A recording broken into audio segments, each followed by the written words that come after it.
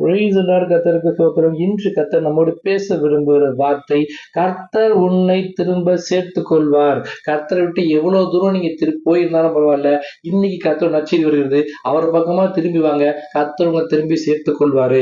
இளையகுமாரன் கதையில பார்த்தோம்னா, கர்த்தர்ட்ட இருந்து தம்முடைய தகப்பன் வந்து எல்லா ஆசீர்வாதத்தையும் வாங்கிட்டு போய் எல்லாத்தையும் அடித்து இழந்து போயிருப்பான். சாப்பாட்டுக்கே ரொம்ப கஷ்டப்பட்டிருப்பான். அப்ப தகப்பனை தேடி வரலாம்னு சொல்லி யோசிச்சு வரும்போது, அவன் எப்போ வருவானு வாசல் நோக்கி காத்திருந்த தகப்பன் அவன் ஓடி போய், அவன் வர்றதுக்கு முன்னாடி இவர் ஓடி போய் அவனை கட்டி அணைச்சு முத்தம் கொடுத்து மோதிரத்தை போட்டு பாதரட்சியை கொடுத்து புது ட்ரெஸ்ஸை போட்டு கொடுத்த கன்றையே அடைக்கிறாராம். கர்த்தர் உங்களுக்காக காத்திருக்காருங்க.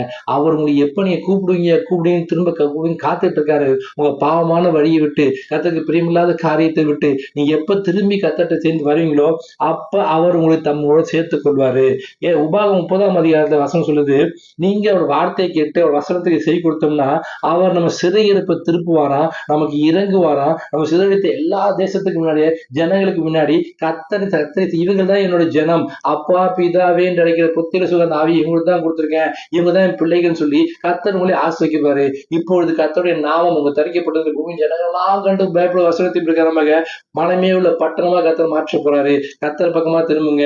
உங்க பாவ வழியை விட்டு, உங்க கர்த்தருக்கு பிரியமில்லாத காரியங்களை விட்டு அவருடைய வசனத்துக்கு செய் கொடுத்து, ஒரு வார்த்தையை செய் கொடுத்து, ஒரு பிள்ளையாய் திரும்பி அவர்கிட்ட வந்தீங்கன்னா அவர் உங்களை சேர்த்துக் கொள்வாரு, கட்டி அணைத்துக் கொள்வாரு, மார்போடு அணைத்துக் கொள்வாரு. உங்களுக்கு தேவையான எல்லாவற்றையும் தேவை காட்டில் அதிகமாக ஆசிரிக்க தேவன், அமைக்கி குலுக்கி மடியில சரிந்து நல்லா இழந்து ஆசிரிக்க தேவன் உங்களை நிரம்பி நிரம்பி வழியும்படியாக இந்த தேவனுடைய ஐஸ்வர்யம் கிறிஸ்தியேசுக்குள் மகிமை நிறைவாக்குவார் என்று வசனத்துல வாக்குறத எல்லாவற்றையும் கொடுத்து ஆசிரிக்கும்படியாக கர்த்தர் திரும்ப சேர்த்துக் கொள்ள ஆசைப்படுறாருங்க.